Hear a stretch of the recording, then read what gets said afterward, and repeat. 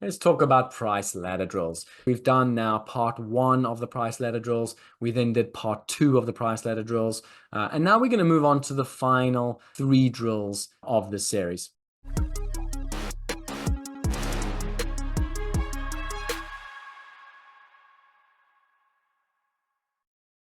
How do you know what is the right style of trading if you haven't tried different styles of trading? The purpose of these price ladder drills is that they expose you to different execution strategies.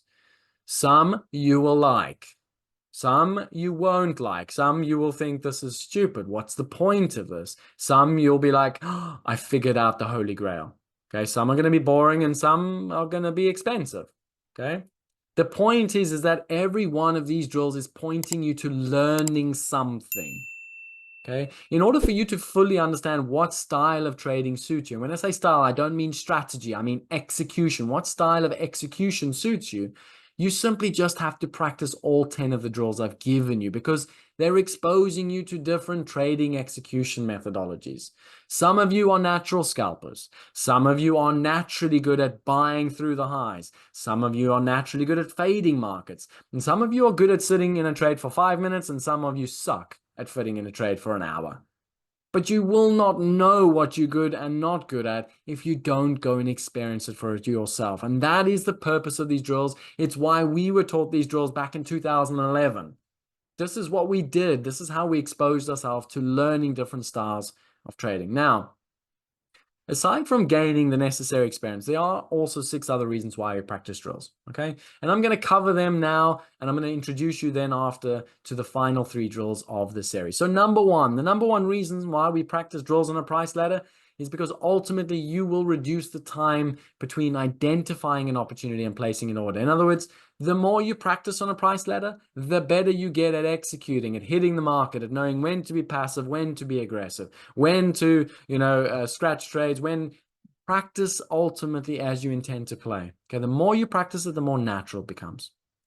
Number 2, when you're watching the price ladder closely, and I mean closely, not this idea that gets sort of spelt out on YouTube that, you just put a trade in and walk away and come back later. That's rubbish. Okay, you've got to be watching things closely because what it does is it provides you into insight as to what the order flow and market depth is doing. In other words, it's helping you understand the supply and demand dynamics and the speed at which the market moves at various prices. Now, the last time I checked, markets don't move because of resistance and support levels. They don't move because of funky lines and moving averages. They move because of buyers and sellers. And if you're not watching those buyers and sellers very closely, you're wasting your time at this job.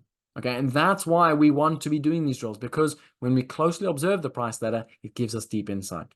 Moreover, reason number 3 is that when we practice these drills, we're ultimately practicing the same strategy over and over and over again. And what it means is we become very, very proficient at our entry and exit strategies. Reason number 4, the more time you spend on the ladder, the more patterns you're going to recognize on the order book. Things like spoofing, iceberg orders, reloading, stops triggered. Okay, the more time you practice these drills, do it for a month, do it for 2 months, suddenly you're going to go, oh, I see an iceberg. Suddenly, oh, wow, I can see that reloading. Right? Without doing that, without observing the price ladder, you will never learn these different types of price action. Reason number 5, practicing on the price ladder forces you to focus on setting stops. And this is very, very key. Every single one of these drills I've given you has a stop in place. Okay, some are time stops, some are cut and reverse stops, some are precise 1, 2, 5 tick stops. Okay, the point is that every drill has an emphasis on a stop. And if you do not enter trades with a stop first in place, you are not doing it right. Okay, you are setting yourself up to take an horrendous loss at some point in your career. All right, you've got to make sure you have the focus on setting stops, because this ensures you are learning the best habits before you even put real money on the line. And then reason number 6, confident traders are more likely to make decisive, well-informed trading decisions under pressure. You practice time and time again, you enter aggressively, you enter passively, you do these drills over and over again, you learn to do it the exact way with precision, you will have immense amount of confidence. You will not make mistakes. Now, this doesn't matter when you're trading 1 lot micros, okay? Because 1 lot micro is going to cost you $1.25. But I'll promise you, when you're trading 10 lots, when you're trading 100 lots, it matters and it adds up to a significant amount. Okay. We need to be confident as traders before we can actually start trading any kind of size in the markets. Now, let's talk about those final 3 drills. So over the first 2 weeks, these are the 7 drills I've given you. I'm not going to go through these in this session. You can simply go to the YouTube channel on Tradelo, go type in price ladder drills. You'll see part 1, you'll see part 2, and it'll go through these different drills. It'll explain to you ultimately how they work, but also what the key lesson you're going to take away from them is. Now, as I always say with these drills, what I want you to do is I want you to do them for at least 1 day. For me, I would ideally like you to do them for an entire week. Okay. At the end of every session, as you've done the drill, I want you to then go and express yourself on those drills. Okay. So go and write out when you did this first price ladder drill called 4 for 4. How did you feel? What did you like about it? What didn't you like it? What had made sense to you? What didn't make sense to you?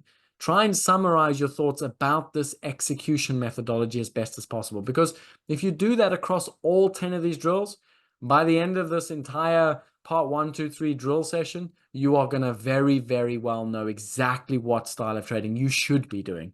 Okay, because that's the purpose of this drill series. Now, I'm going to go through these drills with you. Let me briefly explain them to you, then I'll quickly get a price ladder up and just show you how they work. The first one is very much for scalpers. You want to know if you're a scalper or not? You want to know if scalping is for you?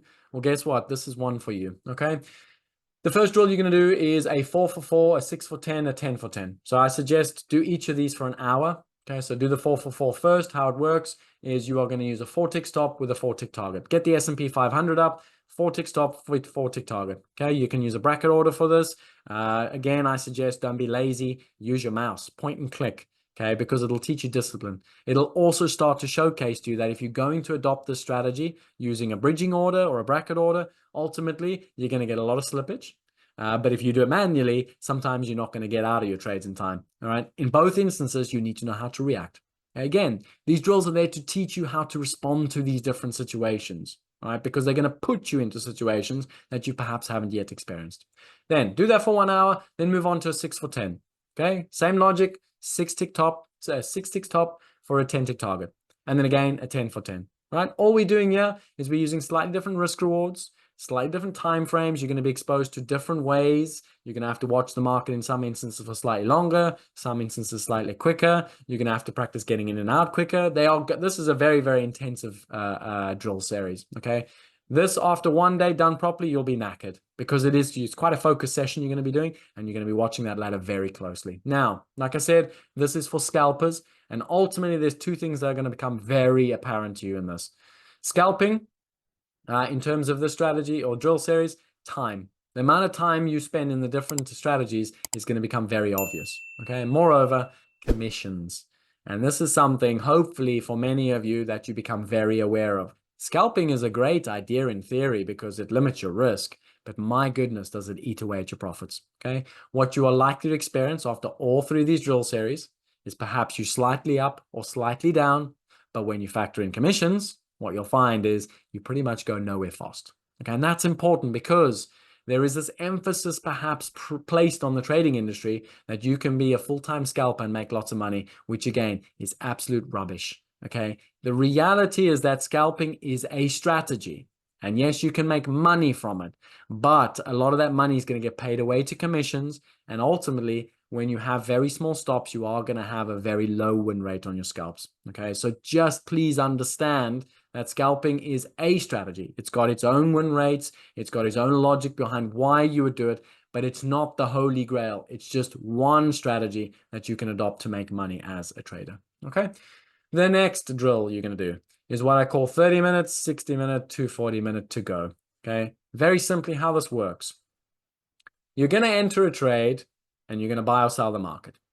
And I want you to look at this again as 3 different drills. So let's start off with a 30-minute drill first. Okay.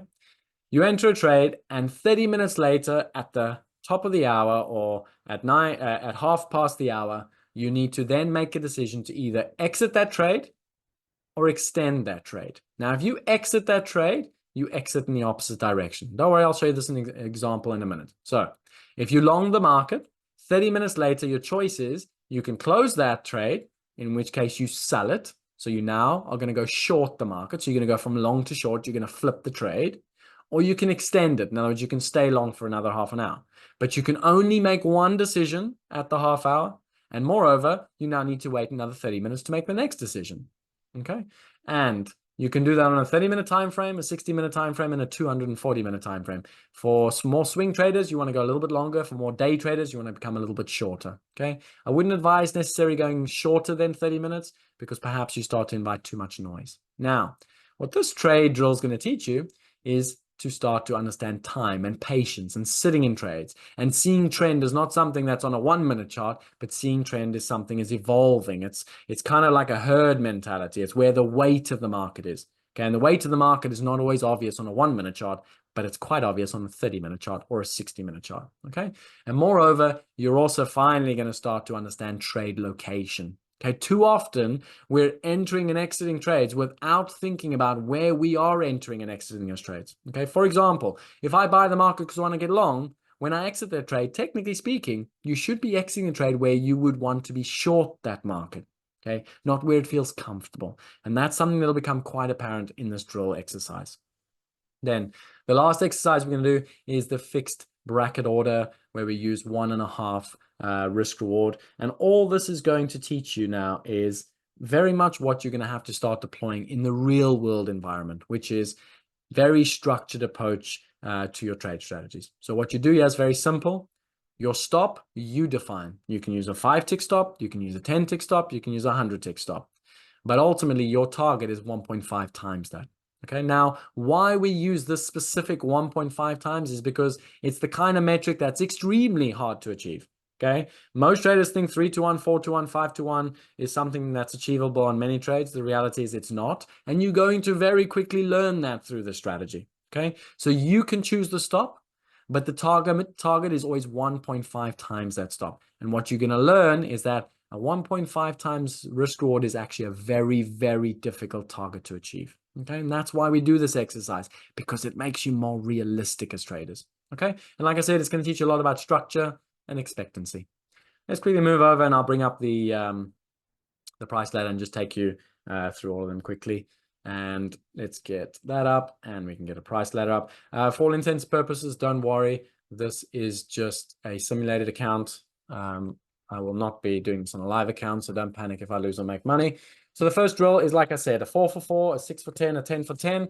And I'm just going to get up an example here. So if you have got the SRM, which you should all have, because all of you have got the free application as well, I'm going to just use a 4-tick stop. I'm going to go and add that. The system tells me 13 lots. I'm simply going to go into the S&P. I'm going to enter it, and I'm going to go, okay, 4-tick stop, 4-tick target, nice and easy. And I'm hovering over the offer, and I just want to go and hover, hover, hover, hover. Okay, like I said, you can use bridging orders first. Bang, I'm out. Okay, well, that wasn't all out. Let's try that again. Okay, and the trade's up. I've logged that trade. I now want to go and do it again. So I'm going to go and I'm going to load the trade. And again, just for an example, I'm doing a 4 for 4. This time I'm going to go short the market. I'm going to put my target in, and I'm going to go and I'm going to put my stop in, and I'm going to watch the trade, and I'm stopped out. Okay, you can do a 4 for 4. You can do a 6-tick stop with a 10-tick target, or you can do a 10 for 10. Okay, so example, I'm going to go 10 for 10. I'm going to go use my stop. I'm going to go put it 19 and a halves, and I'm going to go and place my stop over there somewhere.